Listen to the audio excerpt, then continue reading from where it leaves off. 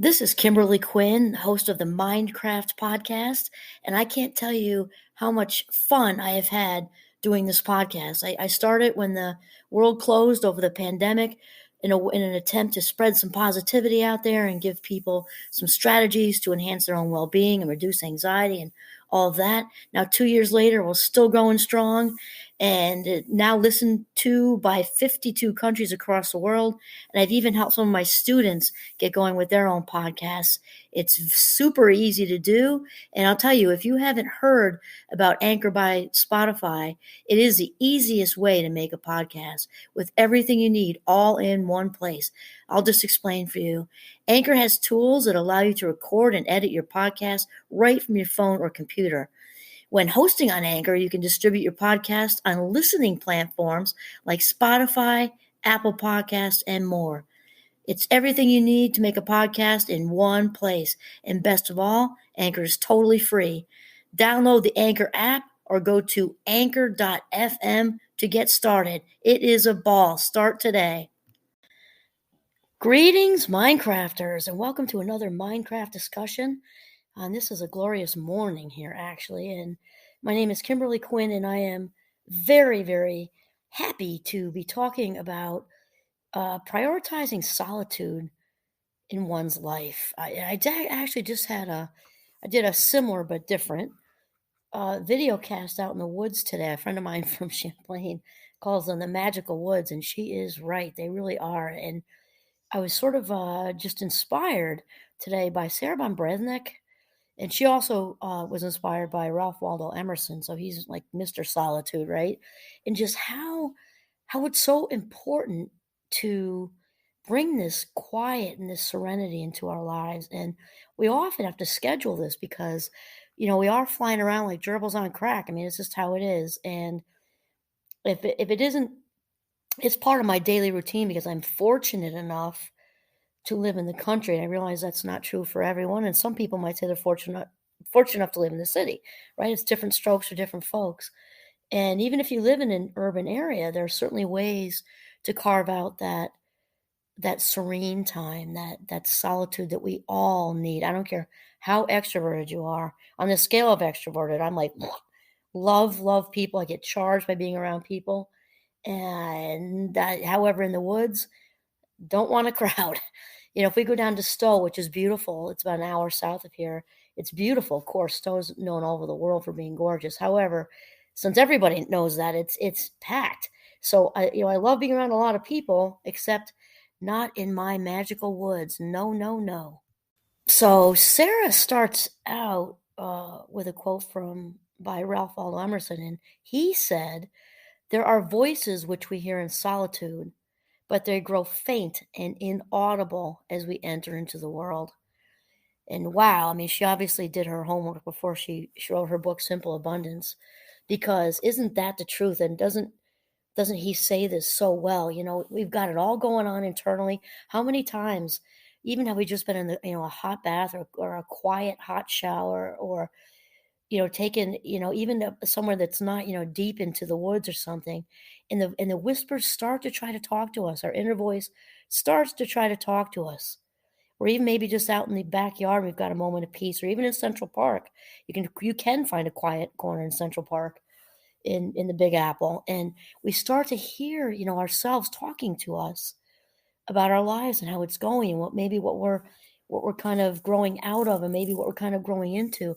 And the minute we kind of enter back into the noise, the whispers just fade away. And then Sarah sort of comments on this. And this first little tiny bit she writes really is what also with Ralph, of course, inspired me on my walk in the magical woods this morning. When Sarah said, "It's impossible to experience solitude regularly for any extended length of time without personal passions and authentic longings surging to the surface of our awareness. Once you have embarked on the search for your own authentic style, followed the wisdom of your own heart, and have seen the results begin to blossom in your life, you realize that solitude cracks open the door that opens two worlds: the life we lead today and the life we yearn for so deeply." I know I've mentioned before that it's just it doesn't cease to amaze me how when I start to listen to all the great thinkers, and I've talked about Wayne Dyer and of course my good friend Oprah and Abraham Hicks, and it's interesting that when we're open and receptive, when we're in receptive mode, we're on the authentic path. We are growing by leaps and bounds, even if we don't realize it in this moment. It's amazing how the words, the thoughts of different people, of these great thinkers who are so tapped in, tuned on, and all that is, what does she say? Tapped in, tuned on, and something anyway, really plugged in to hearing our inner voice, really in receptive mode, how it all, what other people are saying, really, it all gels. They're really saying the same things, in different ways. And Abraham Hicks has talked a lot about your heart, actually, Wayne Dyer too, about your heart's desire and how when we're in the moment, it doesn't mean we're not in the moment. We are in the moment because this is our now. And it's sort of this inner conversation that we're having with ourselves when it's authentic. We're not talking about letting our mind just go on autopilot with all kinds of thought chatter that just that's there is no bigger thief of life minutes than autopilot. We're not talking about that. We're talking about authentic, in the moment, listening to that inner voice and having that internal conversation. It's just so genuine and divine, for lack of a better way to say it, whether if you it's universe or source, capital S, or whatever, that our heart's desire starts to surface. It just starts to surface. Maybe we're looking to improve a relationship, maybe to get out of one, maybe to get in one, maybe we're ready for something new at work, and not even saying something's bad at work. Maybe we're just sort of, it's like kind of stagnant. It's just there's no more growth, or you're just plain bored. It doesn't have to necessarily be something huge, but our inner voice starts to speak to us. There's a lot more for you. There's a lot more for you waiting. And it's in the solitude, there's a direct connection to solitude and having whatever's waiting happen. Because if we can't hear our own inner voice, well, obviously, whatever is trying very hard to manifest can't. And then Sarah says, we can all find ways to regenerate once we realize how essential solitude is to our experience of inner harmony. Tilly Olson wrote in her story, Tell Me a Riddle, of a woman who, quote, would not exchange her solitude for anything, never again be forced to move to the rhythm of others, end quote. I love that. Wow. While most of us probably find ourselves moving to the rhythm of others more than we would like, once we learn to respect and cherish our need for solitude, opportunities will arrive in which we can learn to nourish our imaginations and nurture our souls. Wow. Here's the thing too. I like how she says once we learn to respect and cherish our need, okay? And we could translate this into, or transfer this into other areas of self-care as well, right? But I love how she has respect and cherish. I love the word cherish. Cherish is like a savoring for the soul. Just knowing, just knowing ourselves and knowing that we are loved and and wanted to the party, just cherishing and embracing ourselves. And then when we cherish and embrace ourselves, we certainly are better able to cherish and embrace other people. Here, though, she's specifically talking about cherishing our need for solitude.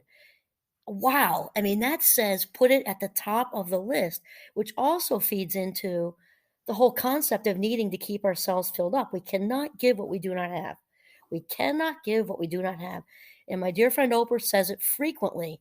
And she says, picture a cup of tea, of water, of cranberry juice, of whatever. Picture that right up to the top. That is what's for us. Our cup is full. That's for us. Whatever overflows out of the cup, now that's for everybody else. And then the rest of that sentence after cherish our need for solitude is opportunities will arrive. Just right there, opportunities will arrive.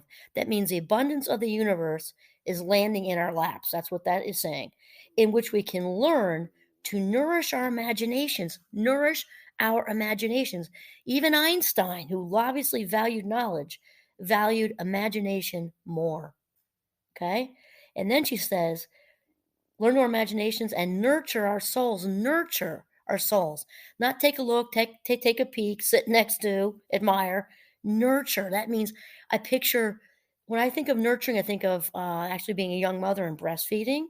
I also picture any kind of, rubbing a child's back or a partner's back, bringing a partner, a child, or family member, best friend, some warm chicken noodle soup when they're sick, and putting on a warm blanket, and maybe putting on a mindless something for, movie for them to watch.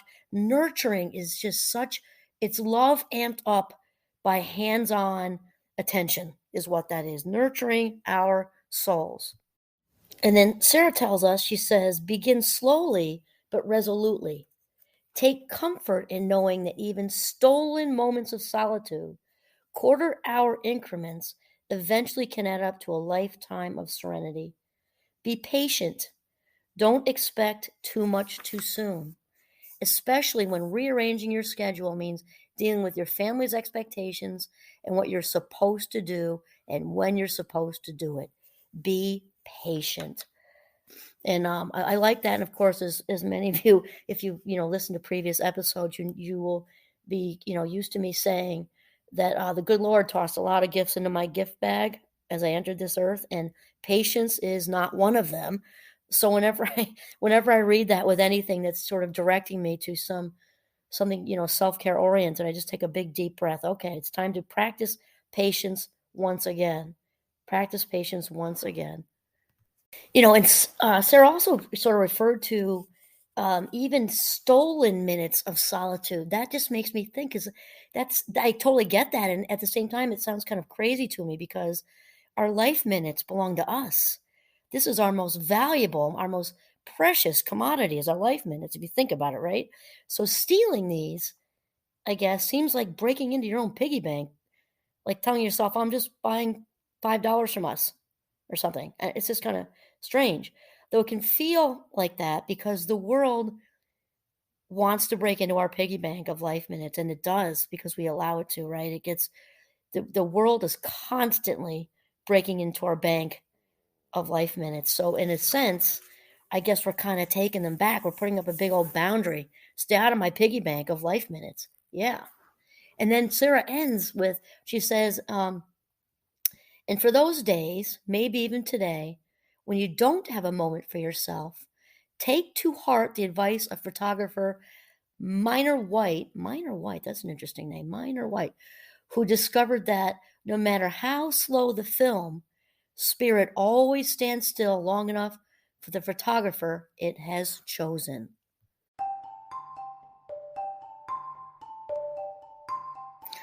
So I'd like to thank all of you for listening. I hope that you got something out of today's conversation about prioritizing solitude in your life. I was just having a chat with my Minecrafters this week. A little bit different context, but very similar. Is, last anybody checked, this is our only go around here. Life is not a dress rehearsal. This is the big game. So prioritize yourself, nurture your spirit by prioritizing solitude in your life, even if it's just 5 or 10 minutes. And I guess that's it. This is Kimberly Quinn signing off from Northern Vermont. Have a mindful day.